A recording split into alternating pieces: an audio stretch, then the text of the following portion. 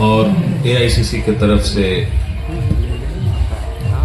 पलामू नियुक्त किया गया हूं ऑब्जर्वर के रूप में। जैसी भी छठ के समय में समय मिला तो अपने कांग्रेस प्रत्याशी मुन्ना सिंह जी के फेवर में ये सेशन कोलंबस से हुई है। 10+2 मैंने यही कोलंबस से किया है और हजारीबाग से मेरा पुराना नाता रहा है, क्योंकि ताउम्र साथ चलते हैं और विशेष प्यार स्नेह भी इसलिए कि बहुत सारे लोग हमारे यहाँ के औरंगाबाद से, गया से यहाँ लोग रहते हैं।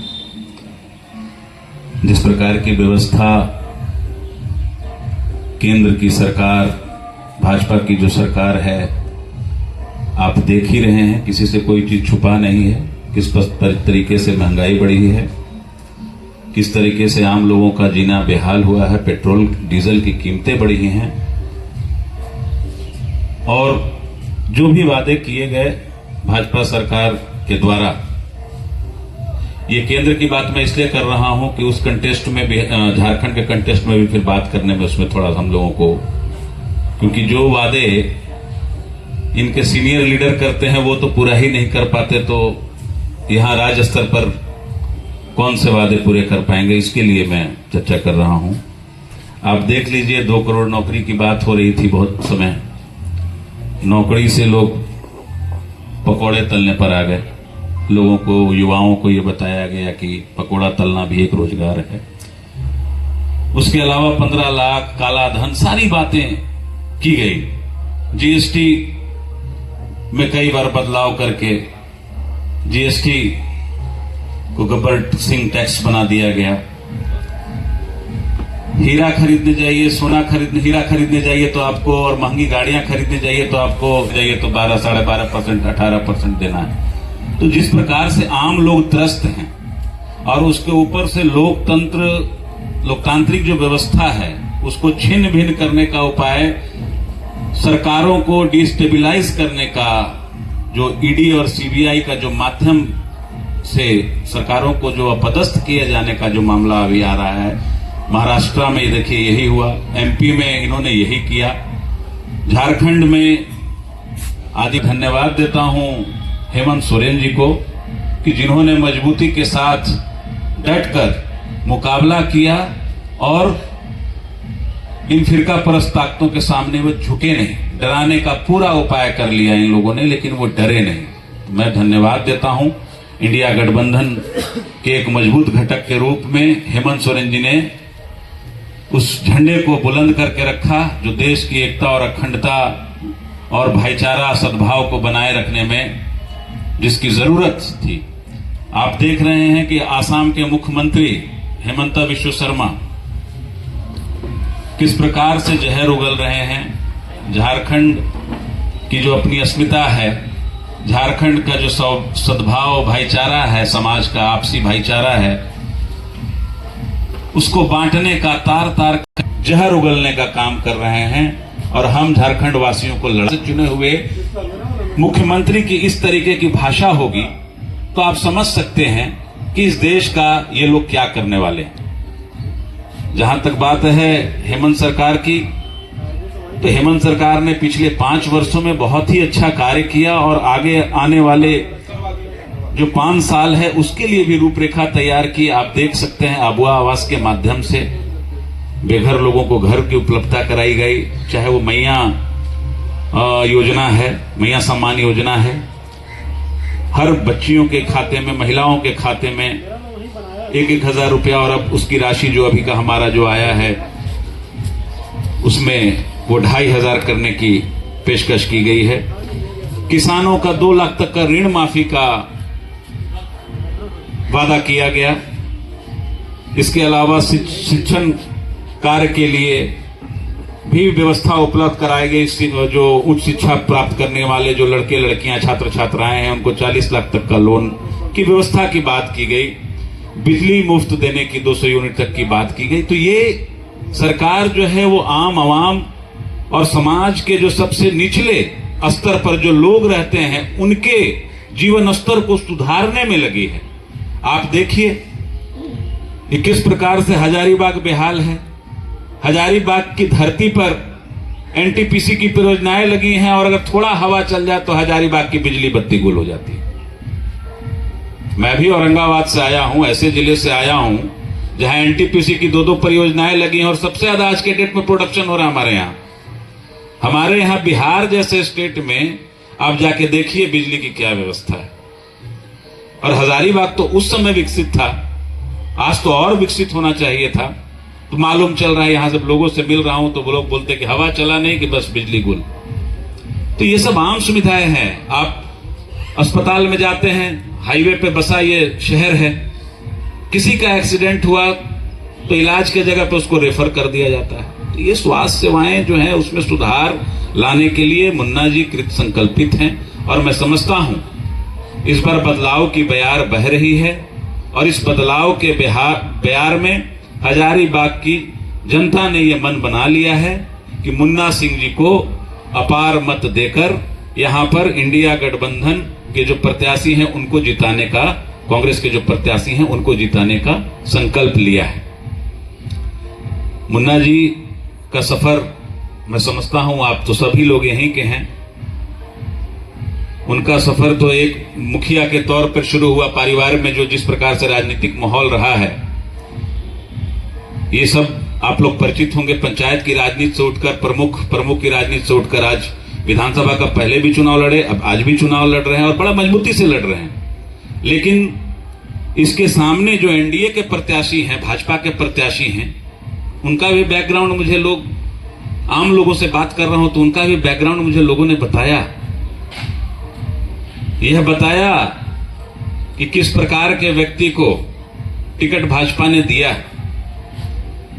ये लोग दूसरे पे तोहमत लगाते हैं, भू माफिया को टिकट दिया है भाजपा ने और उस भू माफिया को ये चाह रहे हैं कि आम जनता जो है वो वोट देकर भाजपा के नाम पर जिताए।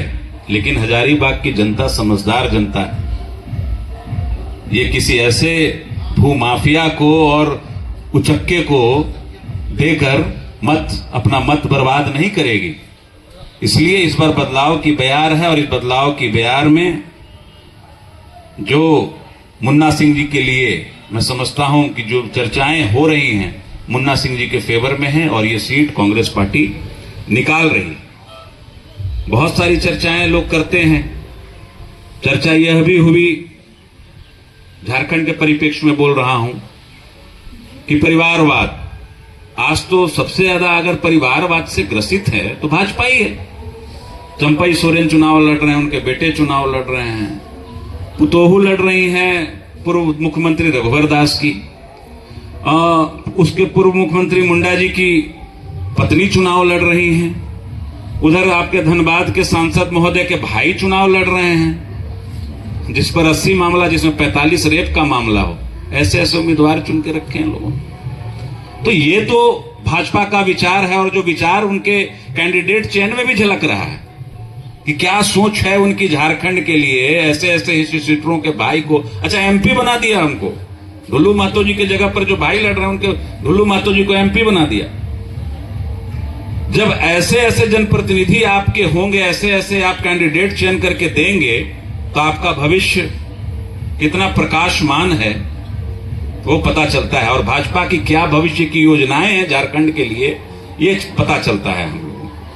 इसमें कहीं आप सभी लोग बुद्धिजीवी लोग हैं, आपके संज्ञान में ये बातें हैं, कोई छुपा हुआ नहीं है।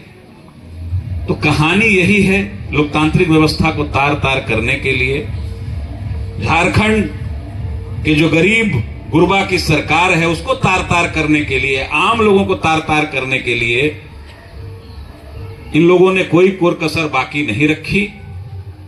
इस बार पुनः मैं समझता हूं कि हजारीबाग जो सदर की सीट है, चाहे वो हमारे फिर आपका बरही का, जो हमारे बरही के प्रत्याशी हैं इंडिया गठबंधन के कांग्रेस के अरुण साहू जी हों, चाहे जेपी पटेल जी हों मांडू से, चाहे अंबा प्रसाद जी हों आपका बड़का गांव से, मैं समझता हूं कि ये सारे हमारे प्रत्याशी जीत रहे हैं। और आम लोग जिस प्रकार से हेमंत सोरेन जी ने निचले स्तर पर काम किया है उसका लाभ, राहुल जी ने जो मुद्दे उठाए हैं उनको लेके जो लाभ है, पेंशन भी जिनको पेंशनधारियों को भी पेंशन देने की जो बात कर रहे हैं शिक्षकों के लिए, ये सब इस सारी जो बातें हैं वो कहीं ना कहीं अपील कर रही है लोगों में, और आम लोगों का जीवन अंशुरन जी को बनाने का काम करेंगे। ये मेरी समझ में, हम लोग घूमे हैं तो 2 दिन में यहां पता चला। अब आप लोगों को कोई अगर सवाल हो तो आप पूछ सकते हैं।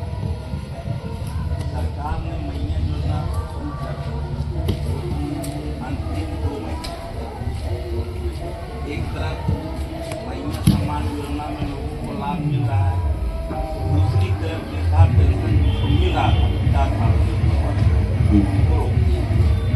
नहीं, ऐसा माने क्या? देखिए, पूर्व की जो योजनाएं हैं, महिला सम्मान योजना 2 महीने कर रहे हैं। एमपी में तो चुनाव के 4 दिन पहले गिरा पैसा, 3 दिन पहले।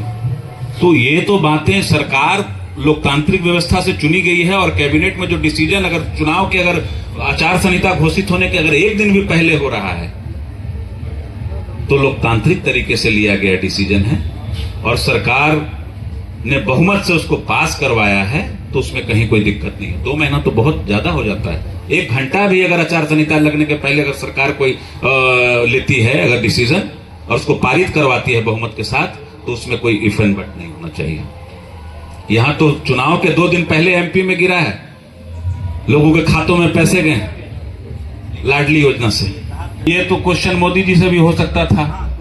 काला धन लाने की बात कर रहे थे। देखिए, तो बात समझिए, ये योजनाएं हैं जो उत्थान के लिए, गरीबों के उत्थान के लिए, महिलाओं को, बच्चियों को जिस नजर से जो सामाजिक जो प्रताड़ना झेलनी पड़ती थी, आज ही देखिए किसी गांव में जाइए, अगर 2-3 बच्चियां हो गई तो लोगों को लगता था कि अब इसकी शादी कैसे करेंगे, पढ़ाएंगे लिखाएंगे कैसे। ये धारणा जो समाज में व्याप्त है कुरीतियों के माध्यम से, उस धारणा को समाप्त करने का एक प्रयास मैं समझता हूं बहुत अच्छी पहल है कि बच्चियों को आज के डेट में लोग ये समझेंगे कि इसकी परवरिश हम कैसे करें। कम से कम कुछ तो उनको आर्थिक मदद मिली सरकार के तरफ से, और ये चीजें समाज के उत्थान के लिए जरूरी है। अगर कोई हमारा साथी एकदम निचले पायदान पर है, उसको मदद की आवश्यकता है, आप वेलफेयर स्टेट में हैं। पहले यही बात कहते थे मोदी जी, भाजपा का 2014 का पहले यही था कि सबको मुफ्त में खिला खिला के आदत बिगाड़ दिया गया।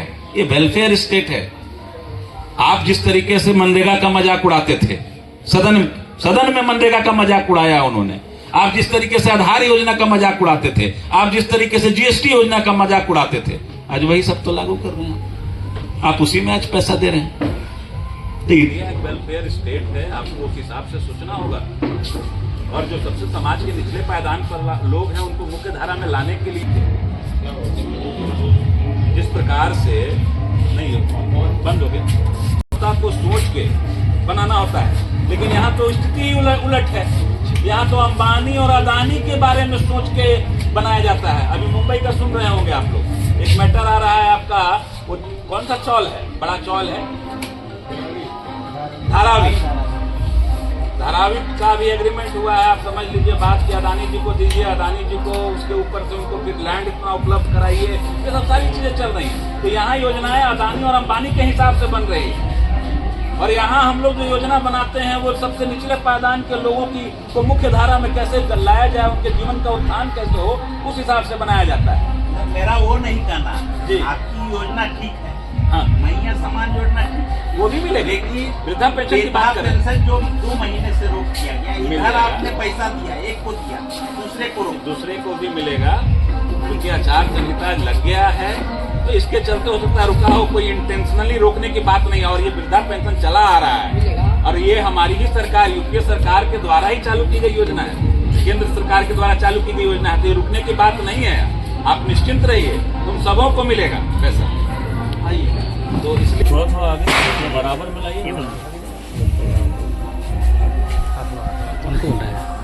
आज प्रेस वार्ता कर रहे हैं, क्या कुछ उद्देश्य? देखिए, हम सब कांग्रेस पार्टी के सिपाही हैं, और मैं औरंगाबाद से विधायक हूं। आनंद शंकर सिंह मेरा नाम है। मुन्ना सिंह जी मेरे पुराने मित्र हैं, और कांग्रेस पार्टी के सिपाही होने के नाते, और हजारीबाग से चूंकि मेरा पुराना नाता है, मैं यहीं से पढ़ा हूं, 10+2 मैंने हजारीबाग से ही किया है, तो उस नाते मैं यहाँ आया हूँ और अपने मित्र मुन्ना सिंह जी के लिए हम लोग पक्ष में प्रचार प्रसार करने के लिए यहाँ आए हैं। और जिस प्रकार से मैं लोगों से मिला और जो रुझान मुन्ना सिंह जी के फेवर में आ रही है, मैं समझता हूँ कि इंडिया गठबंधन के प्रत्याशी, चाहे वो आप बरही के भी प्रत्याशी हों हमारे अरुण साहू जी हों, चाहे आप यहाँ हमारा बड़का गांव की अंबा प्रसाद हों, चाहे जेपी पटेल जी हों मांडू से, चाहे हजारीबाग सदर में मुन्ना सिंह जी हों, सभी प्रत्याशी हमारे विजयी हो रहे हैं। और जिस प्रकार से हजारीबाग के परिप्रेक्ष्य में अगर बात की जाए तो लोगों का, मैंने बहुत सारे लोगों से, हर वर्ग में मैं जाके लोगों से मिला हूँ, लोगों का यह कहना है कि बीजेपी ने इस बार एक भू माफिया को टिकट दिया। इस भू माफिया से हम लोगों को मुक्ति चाहिए, नहीं तो किसके घर में हाथ रखेगा, किसको बोलेगा खाली करो, कोई गारंटी नहीं है। तो बीजेपी का चाल चरित्र और चेहरा यही है कि इस प्रकार के लोगों को टिकट दे जो जनप्रतिनिधि होने के लायक नहीं हो, वैसे लोगों को टिकट दे। तो मैं तो समझता हूं कि मुन्ना सिंह का जिस प्रकार से प्रसिद्धि है और जिस निचले स्तर से उन्होंने कार्य किया है, चाहे वो पंचायत स्तर में काम किया हो, चाहे वो प्रमुख स्तर पर प्रखंड लेवल पे काम किया हो, जो उत्कृष्टता उन्होंने दिखाई है और उसका लाभ मुन्ना सिंह जी को मिल रहा है और मुन्ना सिंह हजारीबाग से विजयी हो रहे हैं। कहाँ आपका जनसंपर्क होगा सर? जनसंपर्क में हम लोग आपका बड़ा बाजार में भी, झंडा चौक के पास में भी गए हैं, वहाँ जसवाल जी लोग, बहुत सारे लोग रहते हैं। हमारे यहाँ पर जान पहचान के एक सीए हैं और स्टॉक ब्रोकिंग का काम करते हैं गुप्ता जी, मनीष गुप्ता जी, उनके इलाके में भी मैं घूमा हूँ। और मटवारी में भी मैं क्या नाम है, नागेश्वर यादव जी, हाँ, मतलब सभी सोसाइटी में मैं गया हूँ और दीपूगढ़ा भी गया हूँ। तो सभी सोसाइटी में लगभग हम लोग कल से गए हैं। लेकिन जो रुझान चल के आ रहा है वो रुझान यही है, चाहे आरएसएस के कोर वोटर भी जो है ना, जो आरएसएस के कोर हैं, उनका भी ये कहना है कि भूमाफिया को टिकट दे दिया है बीजेपी ने। हजारीबाग भाजपा के गढ़ मानी जाती है, किस तरह से यहाँ बदलाव को देख रहे हैं? देखिए, हजारीबाग भाजपा का गढ़ नहीं है, ये कांग्रेस का गढ़ रहा है। हजारीबाग कांग्रेस का गढ़ रहा है और कांग्रेस इस बार पुनः पताका लहराएगी और ऐसे फिरकापरस्त ताकतों को हजारीबाग से बाहर खदेड़ने का काम करेगी। आज जो एमपी है वो कहाँ थे, उनके फादर कहाँ किस पार्टी में थे? अब बताइए, वर्तमान जो एमपी है उनके फादर किस पार्टी में थे? तो कांग्रेस में ही थे ना, और कांग्रेस से जाके बीजेपी में शामिल होकर आज ठीक है एमपी हो गए। तो कांग्रेस का ये गढ़ रहा है, इसलिए कांग्रेस पुनः यहाँ परचम फहराएगी, झंडा पताका फहराएगी अपना, और इंडिया गठबंधन के नेतृत्व में सरकार बनाने में अपना सहयोग प्रदान। सदर विधानसभा से मुन्ना सिंह की जीत को लेकर कितने आश्वस्त हैं? 110% आश्वस्त हूँ। जिस प्रकार से लहर चल रही है, मुन्ना सिंह जी का अपना भी जो व्यक्तित्व है, व्यवहार है, उससे भी लोग प्रभावित हैं। मुन्ना सिंह जी को इंडिया गठबंधन से बाहर का भी वोट पड़ रहा है, गरीब गुरबे का तो वोट पड़ ही रहा है, आदिवासियों का वोट पड़ ही रहा है, जो भाजपा के भी जो कोर वोटर जिनको माना जाता है, वो सब लोग भी मदद कर रहे हैं मुन्ना सिंह जी को। इसलिए मैं आश्वस्त हूँ कि 110% मुन्ना सिंह जी चुनाव जीते।